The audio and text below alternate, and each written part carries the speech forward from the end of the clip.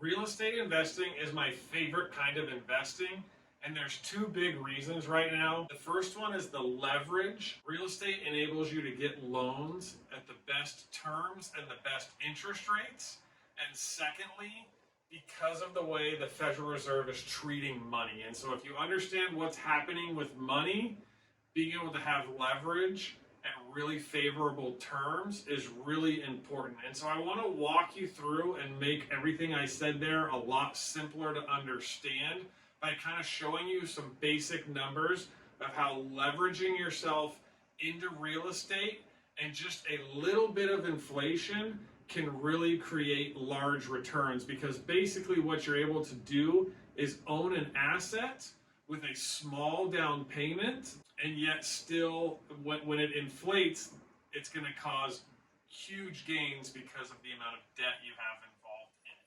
So I'm just going to hit right to it right here. So what I've put together is basically looking at 2% and 8% as an inflation, and what buying a $600,000 house, what would happen, what it's going to look like 15 years from now. Now, the reason I've picked 2% to start, and actually what really had me into real estate investing and using leverage, is in 2012, Ben Bernanke, the Fed chairman, came out and he set a mandate that the Federal Reserve is trying to create 2% inflation every year. So if we go back only 3 years ago, the Federal Reserve actually said we didn't have enough inflation and they were trying to create more of it. Today, they are measuring inflation at 8%, and I want to try to take out my biases. So I didn't write them, but I will say them because it's just so hard for me to not throw my biases in there. But my bias would be that I would have added another column of 15% inflation, because I think that's the real inflation number. But we're going to just pull it back and show, hey, 2% what the Fed is actually trying to do, and 8% of where we are currently. With this Federal Reserve mandate of 2% inflation, if they can make that happen, which means right now they need to get inflation lower, if they can make that happen and you buy this $600,000 house, in 15 years with just that 2% inflation, your house is worth $807,000. So let's just assume you bought it with a 20% down payment. It could be an investment property. That's kind of the way I was thinking these numbers when I put them together. So we're talking real estate investing. So investment property, so you put 20% down. I added a little bit here for closing costs and those kind of things. Your down payment would be $120,000. We did a little bit over that. So you're $140,000 into this house. I'm going to skip this number and go back to it. So you got a $480,000 loan amount. If it's a 30-year fixed amortized payment, which you can go get, I just kind of calculated everything using 6%.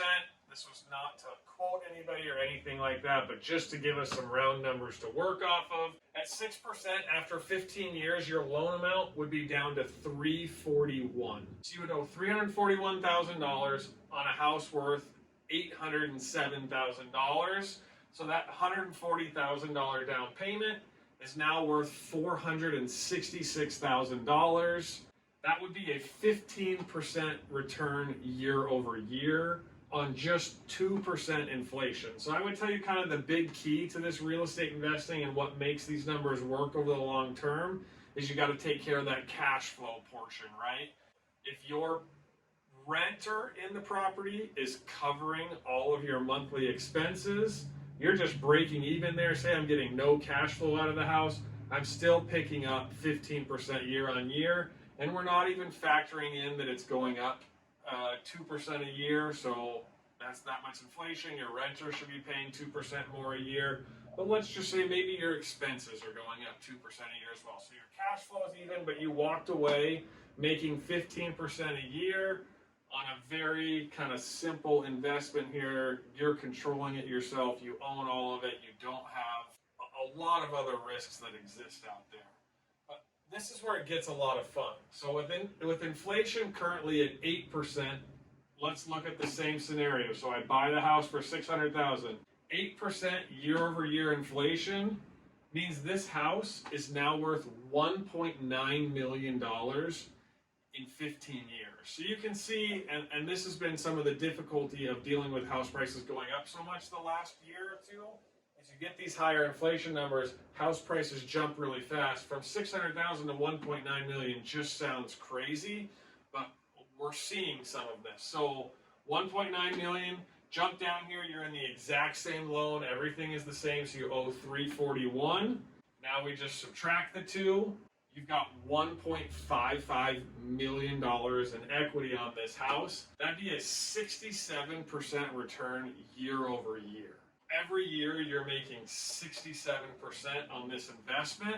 Now remember, with real estate, doing it like this is more for appreciation rather than cash flow. You're seeing appreciation. This is equity gains. We always talk about it as like money inside the walls of the house. The only way you get it out is by selling the property. So you could walk away, sell this thing, walk away with your $1 million and start it as $140,000. Or you could pull a loan on the property. The nice thing pulling the loan, it's a loan, so you're not paying any taxes on it. With that said, even if you're just breaking even month over month with real estate investing, with the depreciation and everything you have, you should see some tax write-off that you could possibly use to shelter some of their income. You would need to go through that with your CPA and see if it applies to you. This is why I love real estate investing, is you're just taking advantage of the fact that the Federal Reserve has said we are intentionally trying to cause 2% inflation. So if they're going to intentionally do that, if you keep your money in the bank and say you earn 1%, you're still losing 1% every year. And we all know when there's only 2% inflation, the bank isn't paying you 1%. You've got to make sure you're earning more than 2%. And so one of the ways to do that is, again, going back to this leverage. So if you bought the house with cash, you're going to reduce these percentage gains tremendously because that leverage is what's creating it. If you buy it with just straight cash, you're going to see about an 8% return because the asset has gone up in value 8%. Your leverage here is what turned it into 67%.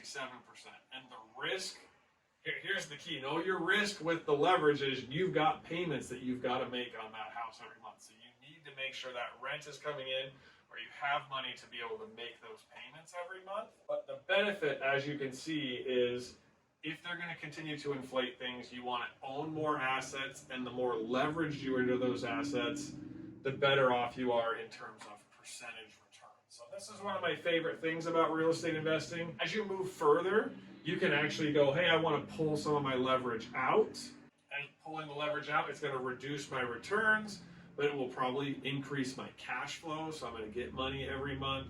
And then there's different types of markets. So Southern California is definitely an appreciation market where you're going to see more of this, whereas somewhere like in Albuquerque, New Mexico, or somewhere in the Midwest would be more of a cash flow market, where you're going to buy the property, you're going to see maybe even less than this 2% gain in appreciation. Where you see that gain is that the rents are higher in comparison to the purchase price, and you're getting more cash flow on a monthly basis. So there's a lot of options, a lot of different ways to do real estate investing, but this right here is what got me interested in real estate investing and trying to figure it out better and understand it more. We would love to help you if you're interested in even just talking about, hey Ronnie, what does real estate investing look like for me? These are some things I'm thinking about. We're happy to put some numbers together, walk you through it, talk to you about it. We're here to educate you on it. It is not like, hey, you talk to us, you got to do something right now. No, hey, here's the conversation. Take your time, think about it. Here's what makes sense. Maybe you need to go save some more for it to make sense for you. But again, just reach out to us. We'd love to create a personalized plan.